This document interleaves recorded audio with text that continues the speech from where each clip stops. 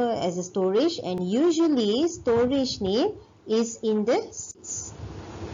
Okay.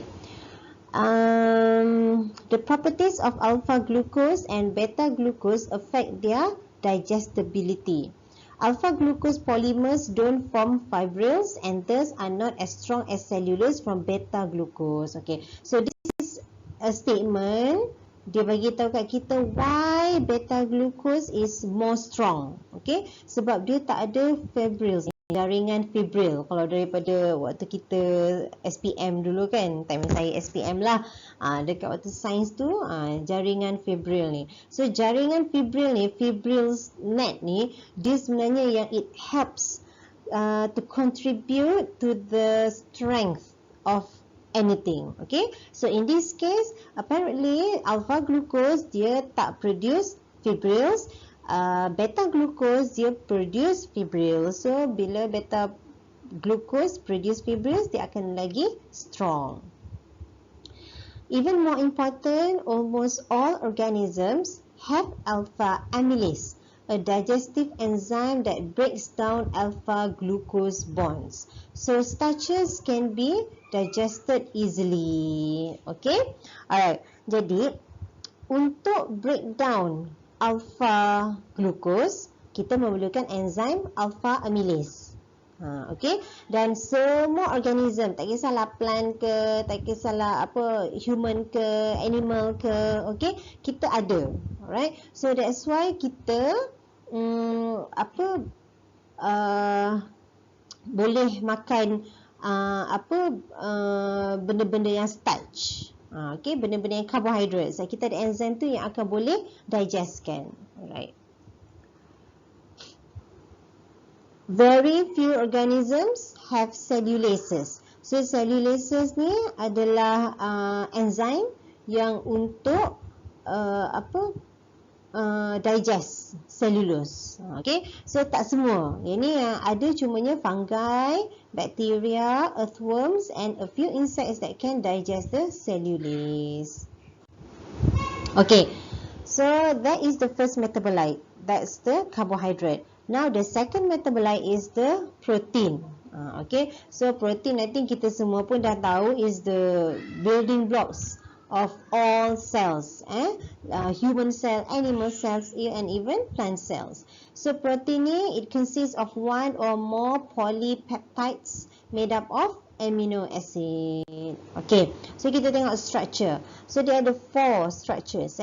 So the primary structure is the normal, is the linear structure, and then it has the secondary structure. So secondary structure ni dia ada 2 jenis, alpha helix ataupun beta plated sheet. Okay, so alpha helix ni kita panggil dia coil, ataupun plated sheet ni kita panggil dia fold. So coil kita nampak kan sebab dia macam berpusing-pusing macam bentuk DNA kita, and then plated sheet tu kita panggil fold sebab dia macam seperti kertas yang dilipat-lipat. And then the third one is we have the tertiary structure. Tertiary structure ni apabila dia adalah 3D structure. Okay. Kemudian, and the next one is the quaternary structure, apabila a combination of many tertiary structure. So banyak-banyak 3D of tertiary structure tu dia bergabung menjadi quaternary structure. Okay. Structural proteins make up to 2 to 10% of the cell wall. Expansins help increase the surface area. Okay, so jadi sebenarnya dekat cell wall tu kita tahu kan ada cellulose. Okay, so itulah yang menyebabkan dia very strong. But besides cellulose, kita ada expansin juga. Okay, so expansin ni dia membantu to increase the surface area of the cell wall, and also paling penting ni yang underline ni, because extensins ni dia akan protect sebenarnya cell wall tu. Dia akan membantu in the repair of the damaged cell wall tu. Okay, jadi if we combine our knowledge, dekat dalam cell wall tu sebenarnya ada polysaccharides and also ada structural proteins. Okay. So storage proteins. So storage proteins kebanyakannya adalah dekat dalam seeds. So kita sebenarnya banyak tak tahu je pada seeds kan, tapi sebenarnya seeds tu is very important. Dia banyak benda sebenarnya dekat dalam tu. So kalau lepas ni kalau you terfikir apa-apa nak buat research on anything, maybe we can start on research on seeds tu. Okay, kita cuba tengok apa ada yang dekat dalam seeds tu. Okay, seeds is a source of nutrition for the early development of seedlings, and it's true. Dalam chapter 3 tu kan kita belajar kan pasal seeds germination chapter 3 kan. So daripada situ memang it all starts with the seeds. Kalau seeds tu dia tak cukup nutrition kat dalam tu, tak cukup moisture and everything lah kan. So it won't sprout into a seedling and carry on being a plant. So seed is very important. Okay. So enzymes ni kita macam tahulah kan, enzymes ni memang made up of protein. So function of enzymes ni, it catalyzes the biochemical reaction. So apa maksud catalyze ni? Maksudnya dia speed up the reaction. Okay, biochemical reaction dekat dalam human ke, dekat dalam plants ke, dekat dalam animal ke. Okay, enzymes that maintain their activity when removed from plants are commercially important to us. So enzymes ni sebenarnya kita boleh extractkan dia daripada plants. Okay, so apabila enzim yang bila kita berjaya untuk extract tu, dan dia remain activity, sebab ada enzymes ni bila kita extract tapi dia macam dah tak berada dekat dalam dia punya natural condition kan, so dia takkan boleh function. Okay, but there are few enzymes that when we extract them, they can still maintain their activity. So benda tu adalah sangat important for us commercially. Okay, sebagai contohnya when we extract the enzymes of papain and chemopapain from papaya, and they can remain and maintain the activity, so kita jadikan produk. Pineapple as well. So enzyme bromelain kita gunakan, kemudian kita akan commercialkan. Okay. So that is the protein as the primary metabolite, and the third primary metabolite is the nucleic acid.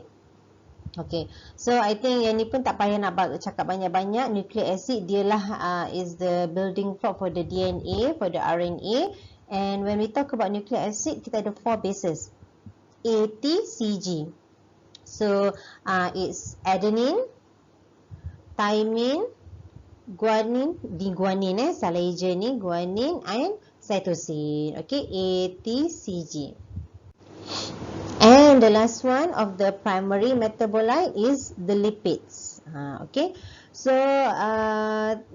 dia tak sama macam yang lain-lain, macam polysaccharides, okay, macam glucose, carbohydrates ataupun proteins, because glucose and carbohydrates, protein semua tu kita boleh categorizekan mereka mengikut structure mereka kan.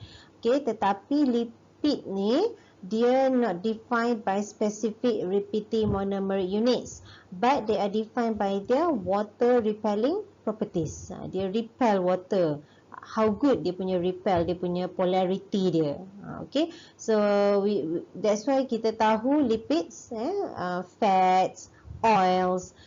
Jadi dia memang takkan bercampur dengan air, dengan water. So because that is one of the memang one of the criteria, one of the dia punya ciri-ciri dia, okay, untuk lipid ni. So lipid mostly are made up of non-polar hydrocarbon groups. So nama pun non-polar, so memang dia takkan berkawan dengan water. Okay, so oils are fats that are liquid at room temperature. Ni room temperature maksudnya. So oils, minyak tu, tak kisahlah minyak apa, minyak urut ke, minyak makan ke, minyak sapu ke, sebenarnya it is a type of liquid, a type of lipid. Okay, ataupun kita panggil fats yang dia menjadi liquid, in the state of liquid at room temperature. Okey. Jadi ini adalah dia punya structure dia. Okey. So this is the fatty acid.